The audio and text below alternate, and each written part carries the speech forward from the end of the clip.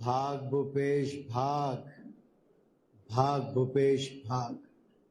कितना भागोगे, ये छत्तीसगढ़ की जनता पूछ रही है 5 साल के बाद। कि बहुत हुआ सट्टे का खेल कि मातारी सम्मान योजना में मातृशक्ति को 500 रुपया महीना देंगे, नहीं दिया। Guarantee fail, Congress fail. कहा था प्रत्येक ग्रामीण परिवार को 4 रसोई गैस के सिलेंडर मुफ्त में देंगे, नहीं दिया। Guarantee fail, Congress fail. कहा था पूर्ण शराबबंदी करेंगे, नहीं की। घर घर शराब पहुंचाई, गारंटी फेल, कांग्रेस फेल। कहा था 10 लाख युवाओं को हर माह 2500 रुपए बेरोजगारी भत्ता देंगे, नहीं दिया। Guarantee fail. ये तो कहते हैं कि हम 500 रुपए डिस्काउंट करके सिलेंडर देंगे। छोड़ो कांग्रेस की झूठी गारंटी। मोदी की गारंटी है छत्तीसगढ़ में 500 रुपए में सिलेंडर मिलेगा, चाहे जितना मर्जी दाम हो जाए। 500 रुपए में गरीब बहनों को सिलेंडर मिलेगा छत्तीसगढ़ में। अब वो कहा मोर गारंटी आते बड़ प्रधानमंत्री तेल 1000 रुपये पर गारंटी देल पड़ा। मतलब कते क्रेडिट डाउन हो गए। कब केरी से मोदी जी के लिए 2 करोड़ नौकरी दूं, किसान मन का है 2 गुना करूं, स्वामीनाथन कमेटी की रिपोर्ट लागू करूं, वो जन सैनिक मने 1 रैंक 1 पेंशन करूं, ये सब बात ला बोले रही। ओकर बाद जब सब जन पूछे कब हुई, अमित शाह जी अचानक टेलीविजन में प्रकट हुई, तो कहते ये सब जुमला है। तो खड़ा हुई हाथ जोड़ के, किसी मोर नाम ब्रेटली है, मैं दुनिया के सबसे तेज गेंदबाज हूं, अभी तक के मैं तेज फेंकत रहे, मोर ले ज्यादा तेज फेंकता था। नमस्कार, आज के मुद्दे में आपका स्वागत है और आज का मुद्दा है प्रियंका है ना। जी हां, ये हम इसलिए कह रहे हैं क्योंकि चुनाव का प्रचार थमने को है और उसके पहले कांग्रेस ने अपना खेल दिया है तुरुप का एक्का। प्रियंका गांधी को किया गया है सामने। तो प्रियंका के भरोसे उतर गई है कांग्रेस मैदान में। आखिरी चरण के प्रचार को तेजी देने की कोशिश की जा रही है। प्रियंका गांधी का रोड शो फिलहाल अभी चल ही रहा है, लेकिन हम इस पूरी डिबेट के जरिए जानने की कोशिश करेंगे कि कैसे प्रियंका गांधी के जरिए वोटों को साधने की कोशिश है। प्रियंका गांधी को क्यों कांग्रेस ने आगे किया है, क्या कांग्रेस की स्ट्रेटेजी है, महिला वोटरों को क्या साधना चाहती है क्या कांग्रेस, या फिर शहरी वोटरों को उलझाने की कोशिश है। इन सब बातों को आज हम चर्चा में लाएंगे। पहले मिल लेते उन मेहमानों से जो इस चर्चा में हमारे साथ हैं। हम बहुत स्वागत करेंगे हमारे साथ कांग्रेस का पक्ष रखने के लिए। पहले तो अमित श्रीवास्तव जी जुड़े हैं जो कि खुद सभा में मौजूद हैं। प्रियंका गांधी की सभा में है तो वहां का कुछ दृश्य दिखाएंगे वो। हमारे साथ बीजेपी का पक्ष रखने के लिए रविंद्र सिंह जी हैं, बहुत स्वागत करते हैं उनका। और वरिष्ठ पत्रकार के रूप में हमारे साथ हैं संजीव वर्मा जी, बहुत स्वागत करते हैं आपका। सबसे पहले 1-2 मिनट की टिप्पणी ले लेते हैं। अमित श्रीवास्तव जी, आपको हमारी आवाज मिल पा रही होगी तो आप हमें दृश्य भी दिखाइए और टिप्पणी भी करिए। बताइए कैसा माहौल है वहाँ रोड शो में। और एक उत्साह देखिए, ये बताता है कि हमने जो कहा था नारा इस बार 75 पार वो पूरा होने जा रहा है। आप जन सलाब देखिए, जहाँ जहाँ तक आप देखेंगे आपको जनता का प्यार मिलेगा, जनता की उपस्थिति ये बताती है कि कांग्रेस ने पिछले 5 सालों में जो छत्तीसगढ़ में काम किया है, जो विकास की अविरल गंगा बहाई है, ये प्रमाण है। देखिए यहाँ पर जन जन निकला है और प्रियंका जी का स्वागत करने के लिए जन समूह, ये जन सैलाब के रूप में रायपुर की सड़कों में देखने को मिल रहा है। आप देखिए ये उत्साह हमारे साथियों का, और वो प्रियंका जी पीछे आपको दिख रही है।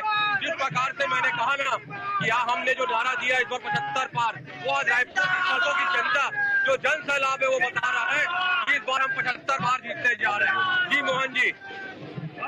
जी आप ये बताइए इसका कितना असर होगा, असर कैसा रहेगा उस पर भी बताइए। देखिए लगातार आपको मैं बता दूं मोहन जी, जिस प्रकार से हमने देखा है, मैंने आपको बताया ना कि रायपुर की सड़कों पे, ये रायपुर की सड़कों का जन सैलाब आप देखिए, जहाँ जहाँ तक आप देखेंगे निश्चित तौर पे आपका प्रश्न वाजिब है। कितना असर पड़ेगा मैं आपको बता दूं, बहुत असर पड़ने जा रहा है। और जिस प्रकार से प्रियंका जी चाहे हिमाचल प्रदेश हो चाहे कर्नाटक हो, जिस प्रकार से उन्होंने जो प्रचार किया था और जिस प्रकार से हमें मैंडेट मिला था, हमें पूर्ण विश्वास है कि छत्तीसगढ़ में भी हम उसे दोहराने जा रहे हैं और छत्तीसगढ़ की जनता का प्यार और आशीर्वाद हमें निश्चित तौर पे मिलेगा। शहरी वोटर कम है क्या आप लोगों के साथ, इसलिए ये करना पड़ रहा है रोड शो शहर में? देखिए देखिए देखिए मोहन जी, आपको मैं बता दूं कि जिस पिछले 5 सालों में हमारी सरकार ने जो काम किया है, हम छत्तीसगढ़ की जनता के लिए टेस्टेड और ट्रस्टेड दोनों हो चुके हैं। और ये जन सैलाब, मैं बार बार कहना चाहूंगा कि जन सैलाब जननायक के लिए रायपुर की सड़कों पे निकल चुका है। और जो साथियों का हमारा उत्साह है, ये बताता है कि हमारी सरकार ने जो पिछले 5 सालों में योजनाएं लाई है, उसके साथ जो विकास हमने किया है छत्तीसगढ़ में, और ये हमारे नेताओं का आना निश्चित तौर से कांग्रेस के लिए शुभ संकेत है। और मैं आपको फिर कहना चाहता हूँ कि हम इस बार 75 बार जीतते जा रहे हैं। जय कांग्रेस, विजय कांग्रेस, जय हो। ठीक है, चलिए आप प्रचार में समय दीजिए, क्योंकि आप वहां पर अभी पार्टी के कार्यक्रम में हैं। आपसे फिर से संपर्क करेंगे।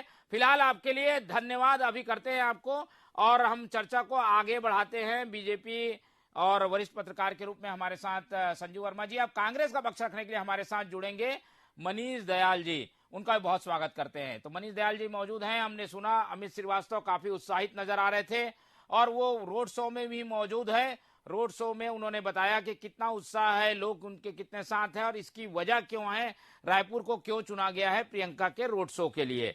तो अब शुरुआत करते हैं चर्चा की। हमने अमित श्रीवास्तव जी का वर्जन सुन लिया है, तो अब आगे बीजेपी की प्रतिक्रिया ले लेते हैं। रविंद्र जी, शहरी वोट जो कहा जाता है कि बीजेपी का है, उसे सेंधमारी करने के लिए आ गई है प्रियंका गांधी। शहर में पॉपुलर भी है, उनकी पहचान एक तरीके से प्रियंका गांधी को इंदिरा गांधी के अक्स के रूप में भी देखा जाता है। तो शहरी वोट आप लोगों को छीनने की कोशिश कर रही है कांग्रेस, कैसे देखते हैं इसे? कांग्रेस कितना भी प्रयास कर ले, वो कहीं सेंधमारी नहीं कर सकती। ये 75 सीट की बात करते हैं, ये 27 सीट ले आए तो बहुत बड़ी बात है। प्रियंका गांधी रायपुर के में घूम रही है, उससे कोई फर्क नहीं पड़ने वाला। ये हकीकत में रोड शो क्यों करवा रहे हैं भूपेश बघेल जी, मैं बता रहा हूँ कि एक बार प्रियंका गांधी उत्तर प्रदेश की प्रभारी थी, तो वहां 5 किसान मरे, तो वहां 50-50 लाख देके चाटुकारिता की पराकाष्ठा किए। और मैं जवाब दे रहा हूँ, छत्तीसगढ़ में एक किसान मरा तो 4 लाख दिए। वो ऐसे ही अभी डर है भूपेश बघेल जी को कि 508 करोड़ का घोटाला कर दिया हूं, पकड़ा जाऊं तो सोनिया प्रियंका गांधी का चाटुकारिता कर लूं तो थोड़ा बहुत मदद कर देंगी, सिंपैथी बटोर लूं। उसके अलावा कुछ भी नहीं है। कांग्रेस पूरी तरह छत्तीसगढ़ से सुपड़ा साफ होने वाली है, कोई इसका वजूद नहीं रह गया, क्योंकि ये भ्रष्टाचारी थे। क्योंकि ये बोल रहे थे ना, हम अपने कामों को लेके जाएंगे, तो काम को लेके जाना था ना। घोषणा पत्र होने के बाद फिर क्यों क्या कहते हैं, घोषणा कर रहे हैं कि महिलाओं को इतना दूंगा। और मैं मुख्यमंत्री जी का बयान सुना, बोले नरेंद्र मोदी जी 1000 रुपया के गारंटी ले हुए थे, अतः स्तर गिर गया। तो भूपेश बघेल जी, वो 1000 की गारंटी ले रहे हैं ना, तो गरीबों के लिए ले रहे हैं। आपने 508 करोड़ घूस रिश्वत लिया, इसलिए आपको 1000 रुपया बहुत कम लगता है, चीटी के जैसा लगता है। लेकिन नरेंद्र मोदी जी एक एक महिला को 1000 रुपया देते ना, वो बहुत प्रमाणित होता है। आपके जैसा 508 करोड़ कमाने वाले लोग नहीं है, गलत तरीके से। और एक बात और बोल रहा हूं, छत्तीसगढ़ का संगठन ना आज मैंने देखा विकलांग हो गया जी, पूरी तरह विकलांग हो गया। क्यों हो गया? क्योंकि जब मोदी जी आते थे, अमित शाह जी आते थे, तो इन लोग बोलते थे कि भारतीय जनता पार्टी का छत्तीसगढ़ इकाई जो है एकदम कमजोर है, इसलिए बड़े बड़े लोग को बुलाते हैं। अब क्यों बुलाए प्रियंका गांधी को, क्यों आए मल्लिकार्जुन खड़गे? तो इनका संगठन विकलांग हो गया, क्योंकि आज प्रियंका गांधी आई है। नहीं तो मजबूत होते तो कभी प्रियंका गांधी को बुलाने की जरूरत नहीं पड़ती। ये कांग्रेस की सरकार भूल गए हैं, भूपेश बघेल जी गजनी बन गए, 60 टर्म मेमोरी लॉस के शिकार हो गए। उनको पता नहीं मैनिफेस्टो जारी हो चुका है, उसके बावजूद 1200 दूंगा बोलते हैं, उसके बाद बोलते हैं कोरिया को और रायगढ़ को संभाग बनाऊंगा। ये आचार संहिता का उल्लंघन किया, और सत्ता पाने के लिए इतनी कांग्रेस गिर जाएगी, ये छत्तीसगढ़ की जनता ने पहली बार देखा। मैनिफेस्टो जारी होने के बाद इस तरह घोषणा कर रहा है, इनके ऊपर अपराध कायम होना चाहिए। प्रियंका गांधी का वजूद नहीं है। जहां उत्तर प्रदेश में जहां प्रभारी थी, 2 सीट लाई थी, 2 सीट, और हर जगह जमानत जब्त हुई थी। इतनी बदतर स्थिति कांग्रेस की ना यूपी में कभी नहीं हुई थी। और ये कर्नाटक हिमाचल का बता रहे थे प्रियंका गांधी, यूपी का वर्णन कर लेते। छत्तीसगढ़ में प्रियंका गांधी के आने से क्या फर्क पड़ेगा, मैं बता रहा हूं कि भूपेश बघेल जी के प्रति सिंपैथी रहेगी। प्रियंका गांधी का कोई पूछता नहीं है। ठीक है, चलिए ये कोशिश तो दोनों ही दलों में होती होगी। अब हम एक विश्लेषण समझ लेते हैं संजू वर्मा जी से, फिर आएंगे मनीष दयाल जी से भी समझेंगे। मनीष जी, पहले संजू वर्मा जी, क्या देखते हैं प्रियंका गांधी को मैदान में उतारना पड़ा, सड़कों में घुमाना पड़ रहा है, क्या अमित शाह के दौरे के पहले इसके सोच समझ के एक रणनीति के तहत किया गया है? निश्चित रूप से मोहन तिवारी जी, प्रियंका गांधी का आना और रोड शो करना बेहद इसलिए जरूरी भी है कि कांग्रेस में एकमात्र महिला नेत्री ऐसी है जिसको पूरा देश उनकी प्रशंसक है।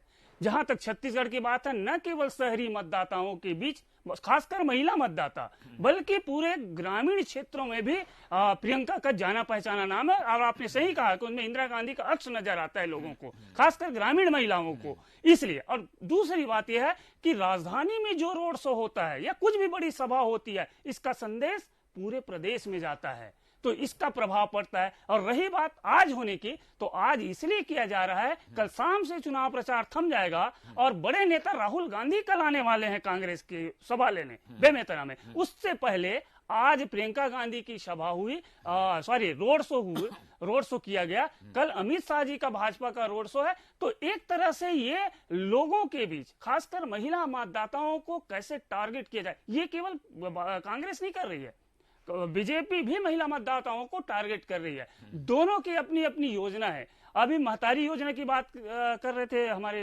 प्रवक्ता जी, वैसे ही भूपेश बघेल ने जो घोषणा की है, गृह लक्ष्मी योजना, ये 12,000, ये 15,000, दोनों कम। तो वो बोल रहे थे कि इस पे मैनिफेस्टो जारी होने के बाद ऐसा क्यों हो रहा है। भाई, मैनिफेस्टो जारी तो हो गया, ये एक रणनीति हो सकती है एक पार्टी विशेष की, कि हम इतने दिनों के बीच ये करेंगे। और ये जो नई घोषणा आज जो हुई है कि 2 संभाग बनाने का, तो 2 संभाग बनाना, इससे क्या है, लोगों को प्रशासन के नजदीक लाने की एक कवायद होती है। अब इसमें ये कितना जनता को फायदा होगा, ये बात की बात है। संभाग बनने से क्या होगा, ये अलग बात है। रायगढ़ और कोरिया, अगर हम इसको सरगुजा में देखें तो निश्चित रूप से ये बहुत बड़ा संभाग होता है, सरगुजा संभाग। और सरगुजा संभाग से कट के 2 संभाग बनेगा, इनके अपने फायदे आम जनता को मिलेगा। और हम बात यहाँ प्रियंका जी है ना, प्रियंका जी की कर रहे हैं, तो स्वाभाविक है प्रियंका का आना कांग्रेस के लिए फायदेमंद है। ये को मॉस लीडर है प्रियंका गांधी। आप यूपी की बात मत करिए, यूपी में कांग्रेस तो शून्य की स्थिति में है ना।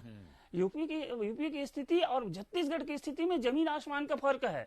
यहाँ कांग्रेस सत्ता में है और मजबूत स्थिति में है, और मजबूत स्थिति में है। इसलिए आज देखिए, आप बीजेपी के हर बड़े लीडर, हर केंद्रीय मंत्री, 4-4, 5-5 मंत्री रोज हैं। ये तो बड़े लीडर जो है वो खड़गे, राहुल और प्रियंका, 3 के अलावा कोई बड़ा लीडर नहीं दिख रहा है। कल भी एक बड़ा लीडर है, प्रेस कॉन्फ्रेंस लेने आ रहे हैं, प्रेस कॉन्फ्रेंस लेके कांग्रेस के लोग जा रहे हैं, बीजेपी के लीडर तो यहाँ बैठे हैं। तो ये बीजेपी की अपनी स्ट्रेटेजी है, इसमें मुझे कुछ नहीं करना है, ना कांग्रेस में कुछ नहीं है। दोनों की अपनी अपनी रणनीति होती है और रणनीति पे काम किया जाता है।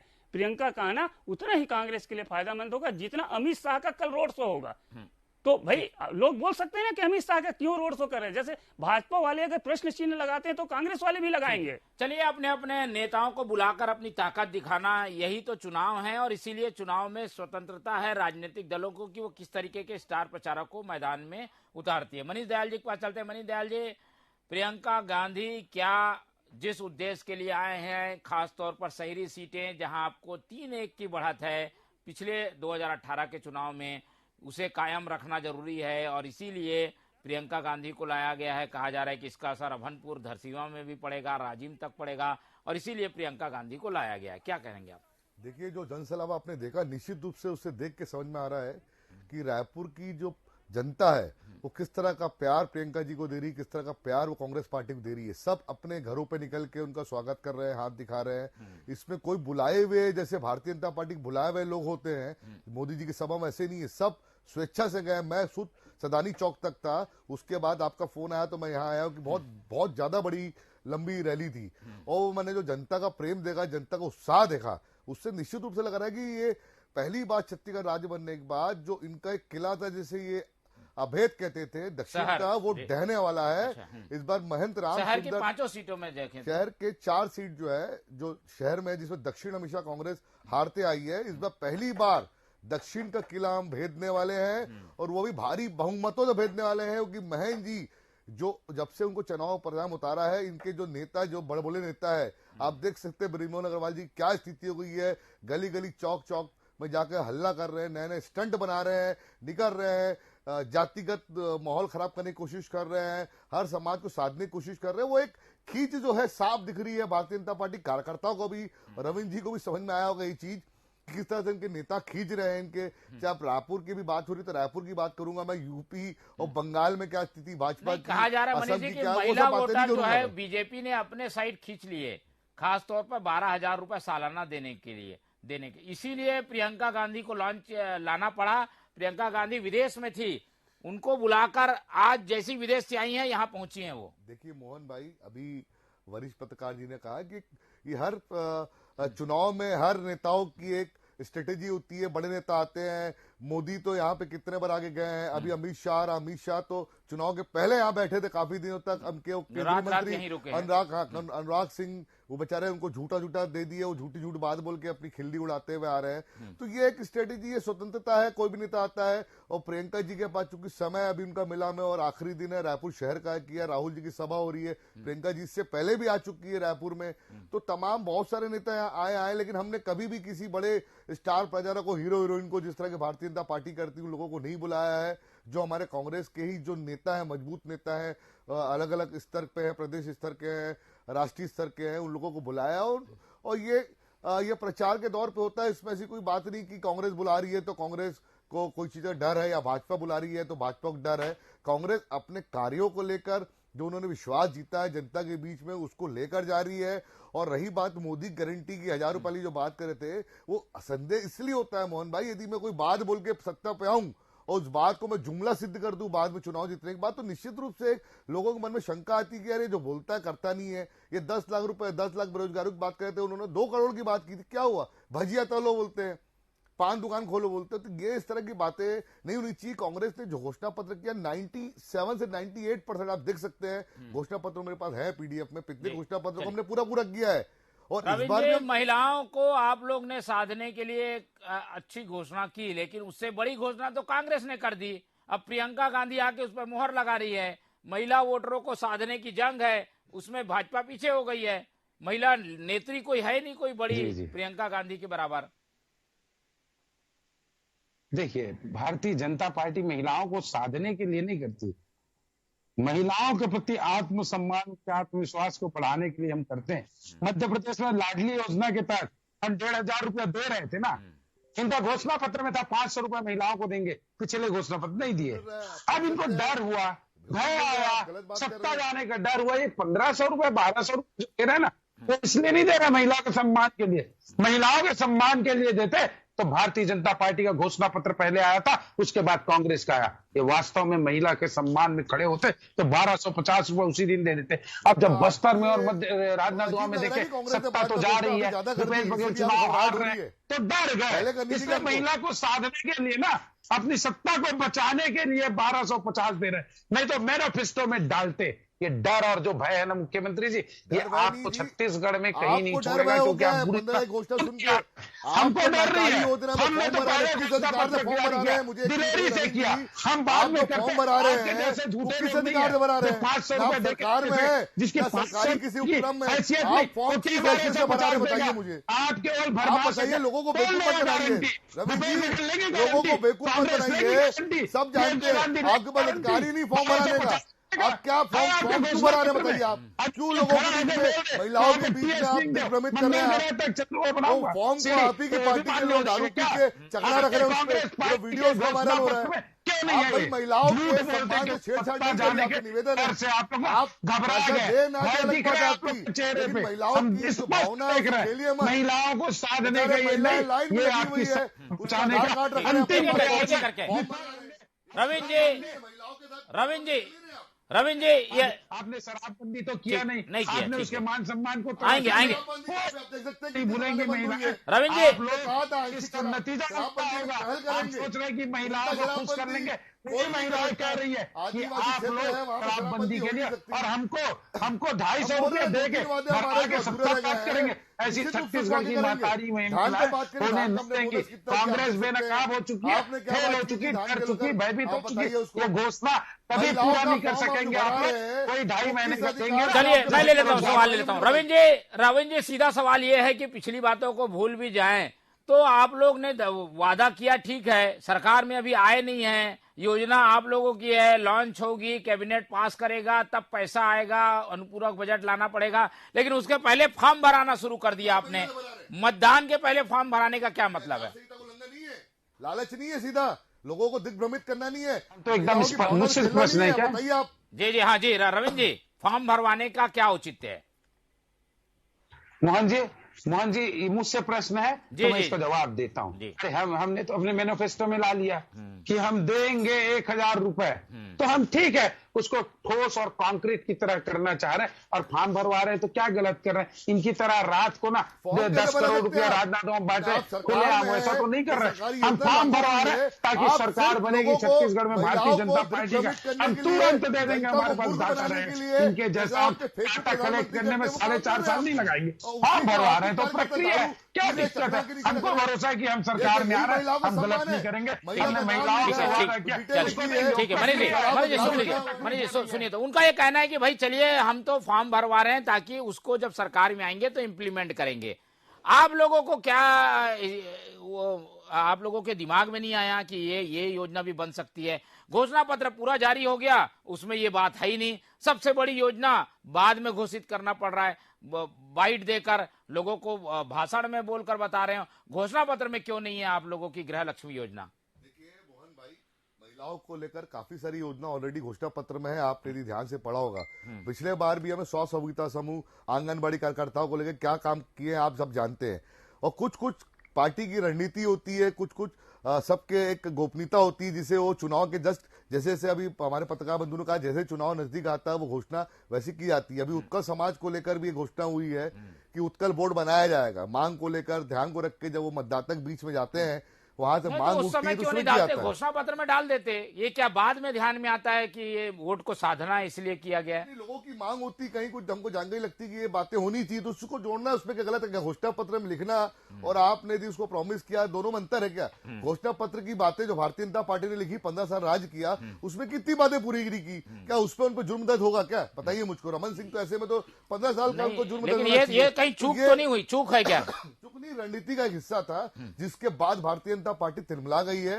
और देखिए किस तरह से इन्होंने, हमने ये भी क्लियर किया माननीय मुख्यमंत्री जी ने कि इस तरह की कोई घोषणा करने के बाद फॉर्म नहीं भरा सकता, ये बिल्कुल गैर कानूनी है। क्योंकि किसको देंगे, कितना देंगे, घर घर सर्वे होगा, उसके आधार पर होगा, योजना बनेगी। जैसा आपने कहा, आप पहले भरा रहे हैं, मतलब कहीं ना कहीं ये आपका राजनीतिक स्टंट है, लोगों के बीच में जाकर एक भ्रम फैलाना है। संजीव वर्मा जी से समझ लेते हैं। रोड शो चल रहा है, भारी भीड़ भी दिखाई दे रही है। कांग्रेस कार्यकर्ताओं को एक बूस्टअप की जरूरत थी, वो प्रियंका गांधी के आने से मिला है।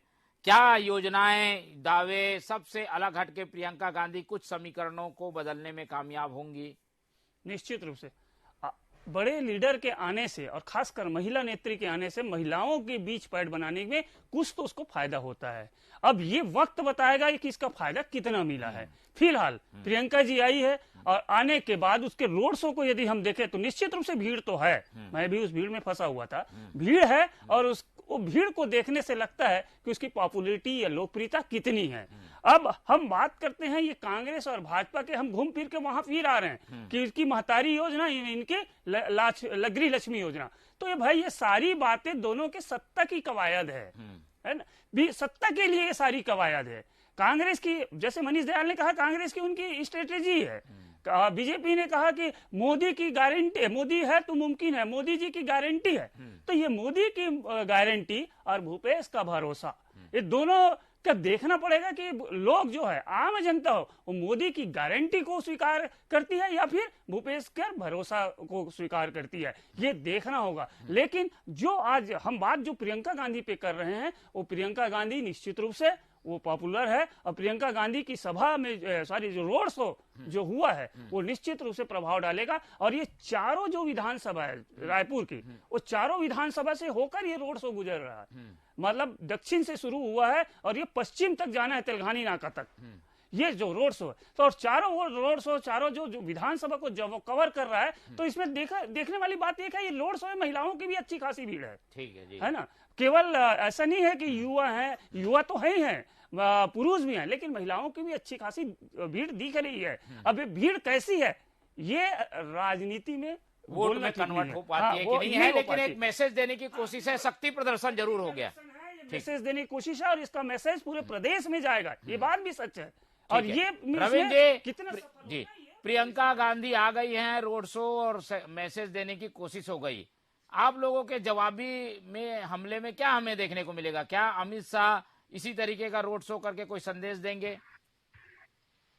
जी जी जी, हम ये कांग्रेस वालों जैसा ऐसा नहीं करते कि भारतीय जनता पार्टी ने 1000 कर दिया तो 1200 कर दे, तो प्रियंका गांधी आ गई तो हम मोदी जी को ले आए। हमारा कार्यक्रम फिक्स है, कल तो लास्ट हो जाएगा क्या कहते हैं चुनाव का। हमने भरपूर प्रचार कर दिया, अपनी बात जनता तक पहुंचा दी, जनता बात को समझ भी ली, जनता जान भी गई कि भारतीय जनता पार्टी एकदम ठोस है और कांग्रेस खोखली हो चुकी है। ये केवल और केवल वो कर सकती जेरॉक्स कॉपी, इनका कोई भरोसा नहीं है, मैं बोल रहा हूं। इसलिए हमको बहुत ज्यादा कुछ करने की जरूरत नहीं है। प्रियंका गांधी आ गई तो हमको क्या मोदी जी को बुलाने की जरूरत नहीं है, हमारे कार्यकर्ता पर्याप्त है। हमने बात पहुंचा दी, हम जीत के आ रहे हैं, कांग्रेस वापस जा रही है। एक बार सत्ता में आए थे तीन साल के लिए और 3 बार सत्ता में बाहर हुए, 3 बार के लिए। अभी ये 5 साल सत्ता में रहे, 5 बार के लिए बाहर होने वाले। 508 करोड़ रुपए जैसा फिर कोई बड़ा घोटाला भूपेश बघेल करेंगे, ऐसा होने नहीं देंगे। इसलिए छत्तीसगढ़ से मनीष जी आप लोग चलिए, हम अभियान पे आरोप पे नहीं जाएंगे, आरोप पे नहीं जाएंगे। मनीष जी, ये अभियान को लेकर,